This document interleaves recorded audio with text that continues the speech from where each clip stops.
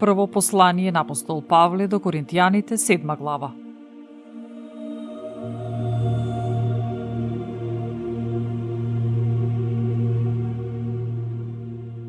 А за она, што ми пишавте, добро е човек да не се допира до жена, но за да се избегне блудството, секој нека си има своја жена и секоја жена свој маж.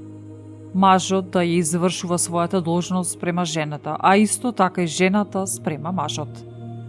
Жената не е господарка на телото свое, туку мажот. Исто така и мажот не е господар на телото свое, туку жената. Не лишувајте се еден од друг, освен по договор за некој време, за да и се посветите на молитвата и пак да бидете заедно, за да не ве напастува сатаната, поради вашето невоздржување.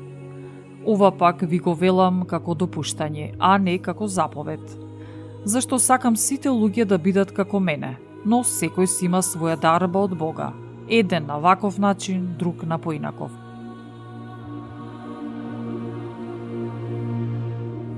А на неженетите и на вдовиците им велам, добро ќе им биде ако останат како мене. Но, ако не можат да се воздржат, нека се женат и мажат, бидејќи подобро е да се женат и мажат, отколку да горат од страст. А на женетите и мажените им заповедам, не јас, туку Господ, жената да не се разделува од мажот. Ако пак и се раздели, нека не се премажува или пак да се помери со мажот свој, а и мажот да не ја остава жената своја. А на другите им зборувам јас, а не Господ. Ако некој од браќата има жена безверничка и таа е согласна да живее со него, нека не ја остава. И ако некоја жена има маж безверник, а тој е согласен да живее со неа, таа да не го остава. Зашто маж безверник се осветува преку жената која верува, и жена безверничка се осветува преку мажот кој верува. Инаку децата ваши би биле нечисти, а сега се свети. Ако некој безверник сака да се разведе, нека се разведе. Во такви случаи братот или сестрата не се заробени, зашто за мир не повикал Бог. Зашто откаде знаеш жено дека ти не ќе го спасиш мажот, или откаде знаеш о мажу дека ти не ќе ја спасиш жена ти. Само секој нека постапува така како што му определил Бог, како го повикал Господ. Така заповедам по сите цркви. Обрезан ли е повикан некој, нека не крие. Необрезан ли е повикан некој, нека не се обрезува. Обрезанието е ништо и необрезанието е ништо, а чувањето на Божите заповеди е се. Секој да си остане во звањето во кое е повикан. Ако си повикан како роб да немаш грижа, но дури ако можеш да станеш слободен, уште повеќе позувај се од робството. Зашто кој е повикан во Господ како роб станува Господов ослободеник. Исто така и кој е повикан како ослободеник станува роб Христов. Вие сте скапо платени. Не станувајте робови на луѓе.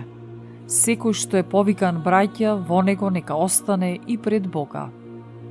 А што се однесува до девиците, за нив немам заповед од Господа, но давам совет како човек, кој е помилуван од Господа да биде верен. Поради сегашната потреба го наоѓам за добро ова. Добро е за човекот да остане таков. Сврзан ли си со жена, не барај развод. Разврзан ли си од жена, не барај жена. Но ако се ожениш, нема да сгрешиш. И девицата ако се омажи, нема да сгреши. Но таквите ќе има телесни неволји, а јас пак повеќе би сакал да ве поштедам.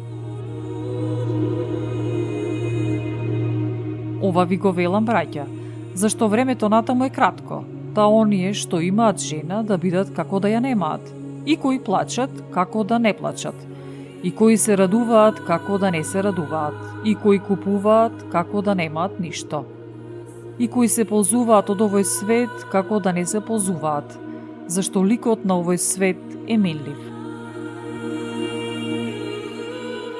Јас пак сакам вие да бидете без грижи.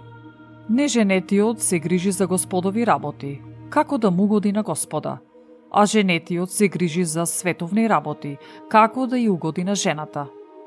Тука е разликата меѓу жената и девојката. Нема жената жена се грижи за Господови работи, како да му угоди на Господа, за да биде света со телото и со духот. А ома жената се грижи за световни работи, како да му угоди на мажот свој.